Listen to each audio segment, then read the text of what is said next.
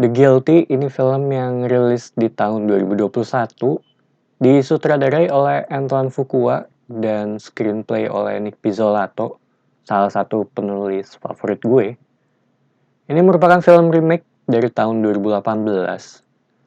Bercerita tentang Joe Beller yang diperanin oleh Jake Gyllenhaal, seorang 911 dispatcher. Sampai suatu saat dia mendapat telepon yang membuat dia sedikit obses untuk keselamatan penelpon ini. Dan ketika telepon ini ditutup, dia mencari cara untuk tracking keberadaan si penelpon dengan berbagai cara.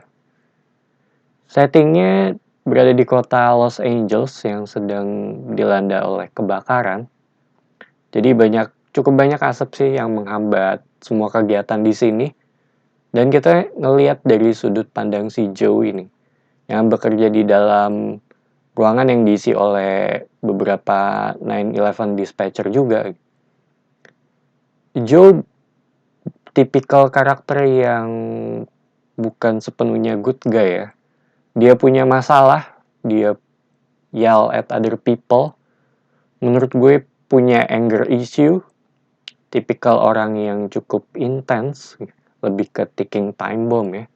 Bahkan dia sendiri bilang ke orang lain bahwa dia asshole. Ditambah lagi sepanjang film juga kita ngelihat dengan berbagai masalah yang ada di luar pekerjaannya dia gitu. Masalah pribadinya dia yang semakin memperburuk keadaan saat dia sedang berusaha nyelamatin penelpon ini. Menurut gue ini thriller yang bisa dibilang cukup simpel sih. Dari sisi budget, setting, dan semuanya hanya ngandelin aktor dan skrip untuk bisa ngejual keadaannya. Sisanya bermain dengan theater of mind para penonton sih lewat audio si penelpon. Yang menurut gue bisa dibilang berani ambil resiko sih. Karena hasilnya antara berhasil atau gagal ya. Dan untungnya di film ini ada Jake Gyllenhaal yang bisa ngangkat secara keseluruhan. Gue sendiri selalu suka dengan dia. Mungkin bisa dibilang underrated juga kali ya. Dan sebagai officer Joe Beller menurut gue cocok banget sih. Dia selalu bisa mainin karakter yang punya sisi darknya ya.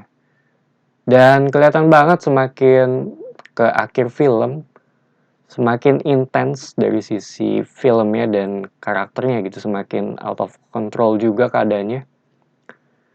Selain itu banyak aktor yang bisa gue bilang cukup oke sih dalam pengisian suara di sini. Ada Ethan Hawke, ada Paul Dano, bahkan sampai Bill Burr ya.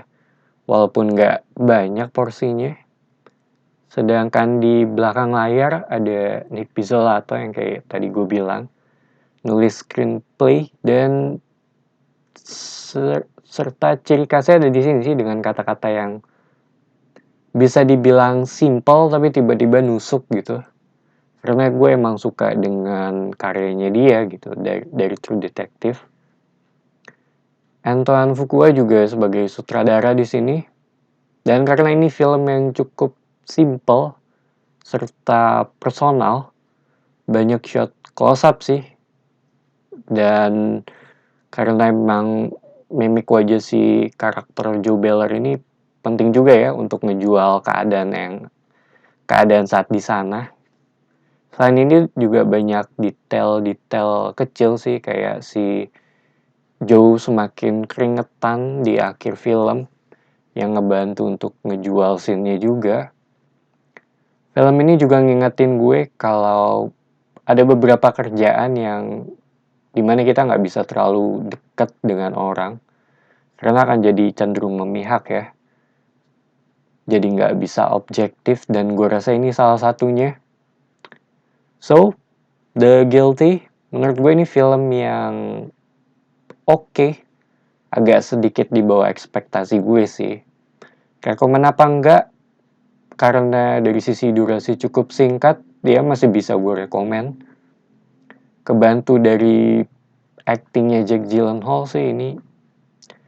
Dan itu aja review dari gue. Sekarang gue pengen masuk ke bagian spoiler ya. Jadi akan gue kasih countdown dulu buat yang nggak pengen denger spoilernya atau yang belum nonton bisa stop sampai di sini. So, gue akan countdown. 9, 1, 1. Ini film yang unik sih kalau buat gue ya, karena gue nggak nonton versi aslinya juga. Dan sepertinya ada film yang mirip juga kayak gini oleh Halle Berry ya, tapi gue nggak nonton jadi gue nggak bisa komen. Dan gue nggak nyangka akan seperti ini sih. Ini kan tentang gimana kalau orang yang nggak stabil menjawab telepon 911, ngasih saran yang bisa dibilang cukup ngaco. Dan yang nelpon juga punya mental disorder sih, jadinya cukup kacau ya. Cuma di akhir semuanya berakhir bisa dibilang cukup bittersweet ya. Kita dapat jawaban juga atas apa yang dilakuin oleh si Joe sebelumnya, walaupun akan masuk penjara juga sepertinya ya. Sedangkan dari sisi Emily, satu keluarga terselamatkan, si Oliver yang juga masuk ke ICU.